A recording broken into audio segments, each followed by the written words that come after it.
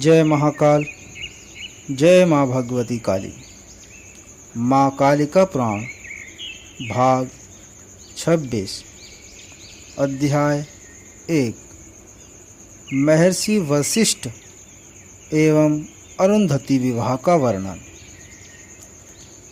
महर्षि मार्कंडेय जी ने कहा, इसके अनंतर वह देवी उन मुनिवर के आश्रम में बड़ी हो गई थी जो कि चंद्रभागा नदी के तट पर तापसारण्य नाम वाला था। जिस प्रकार से चंद्रमा की कला शुक्ल पक्ष में नित्य ही प्रवर्धित हुआ करती है, जैसे ज्योत्सना बढ़ा करती है, उसी भांति वह अरुंधति विवृद्धि को प्राप्त हुई थी। उस समय में 5वें वर्ष के संप्राप्त होने पर गुणों के द्वारा उस सती चंद्रभागा ने भी उस तापसारण्य को भी परम पवित्र कर दिया था। वहां पर मेधातिथि द्वारा निषेचित महापुण्य वाला तीर्थ था, जो अरुंधति को क्रीड़ा का स्थान था और अरुंधति ने बाल्योचित कृत्य से पूत किया था। आज भी तापसारण्य में चंद्रभागा नदी के जल में मनुष्य अरुंधति तीर्थ के जल में स्नान करके अंत में हरि की प्राप्ति किया करता है। कार्तिक के पूरे मास में चंद्रभागा नदी के जल में स्नान करके विष्णु भगवान के लोक में प्राप्त होकर अंत में मोक्ष की प्राप्ति किया करता है। माघ मास में पूर्णमासी अथवा अमावस्या में उसी भांति चंद्रभागा के जल में स्नान करता है और एक एक बार ही किया करता है। उस पुरुष के वंश में महारोग कभी भी नहीं होगा। देह के अंत में वह पुरुष चंद्र भवन को जाकर फिर वह भगवान हरि के लोक में चला जाया करता है। जब पुण्य का क्षय हो जाया करता है, तभी यहाँ संसार में आकर अर्थात पुनः जन्म ग्रहण करके वेदों का ज्ञाता ब्राह्मण होता है। चंद्रभागा नदी का जल पीकर वह मनुष्य चंद्रलोक को प्राप्त किया करता है। विधि के साथ एक बार स्नान करके अयुत अर्थात 10,000 वाजपेय यज्ञ के पुण्य को प्राप्त किया करता है।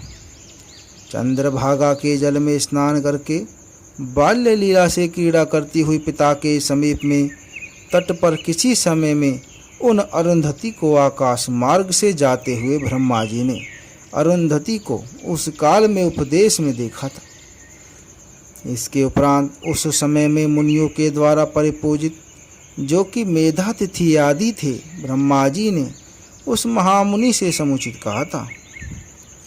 ब्रह्मा जी ने कहा, हे महामुनि, यह अरुंधति के उपदेश का काल है। इस कारण इसको सती स्त्रियों के मध्य में सन्निधि वाली करो। बहुला सावित्री और सावित्री के समीप में आप पुत्री को स्थापित करिए।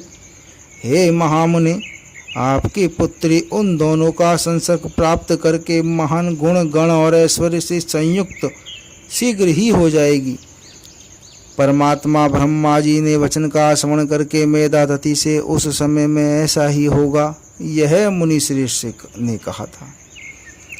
इसके अनंतर सूर्यश्रेष्ठ के चले जाने पर मेधातिथि मुनि अपनी पुत्री को लेकर उसी क्षण में सूर्य भगवान के प्रति गमन किया था। वहां पर सूर्य मंडल के मध्य में विराजमान सावित्री को देखा था, जो कि पद्म के आसन पर स्थित थी और वह देवी अक्षों की माला को धारण करने वाली एवं सित वर्ण वाली थी। रवि के मंडल से निकलकर उस मुनि के द्वारा वह देखी गई थी। वह बहुला शीघ्र ही मानस पर्वत के प्रस्थ पर चली गई थी। वहां पर प्रतिदिन सावित्री, गायत्री तथा बहुला, सरस्वती और द्रुपदा के 5 मानस अनल पर थीं। वहां पर लोगों के हित कामना से परस्पर में धर्माख्याओं के द्वारा साध्वी कथाओं को कहकर फिर अपने अपने स्थान को चली जाया करती थी। तप ही जिसका धन था। हे माता, आप तो समस्त लोकों की माता हैं। मैं आपको पृथक पृथक प्रणाम समर्पित करता हूँ।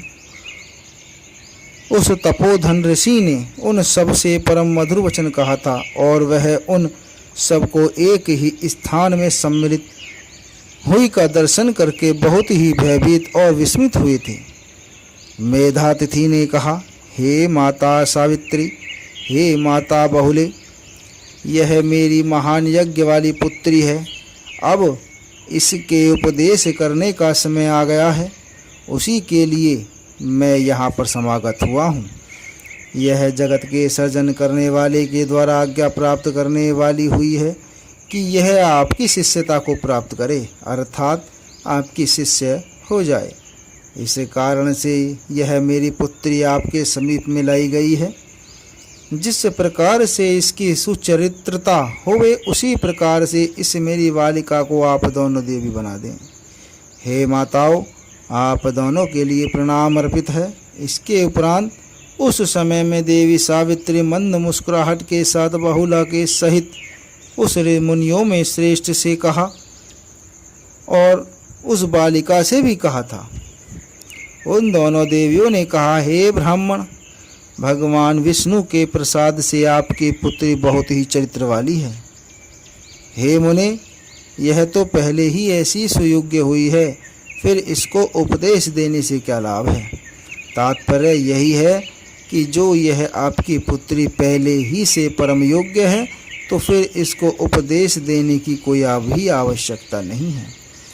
किंतु मैं और महासती बहुला ब्रह्म वाक्य के होने से आपकी धैर्य वाली सुता को विनीत बनाएंगी, अर्थात सदुपदेशों के द्वारा परम विनीत ऐसे ढंग से कर देंगी कि उसमें एक विशेष विलंब नहीं होगा।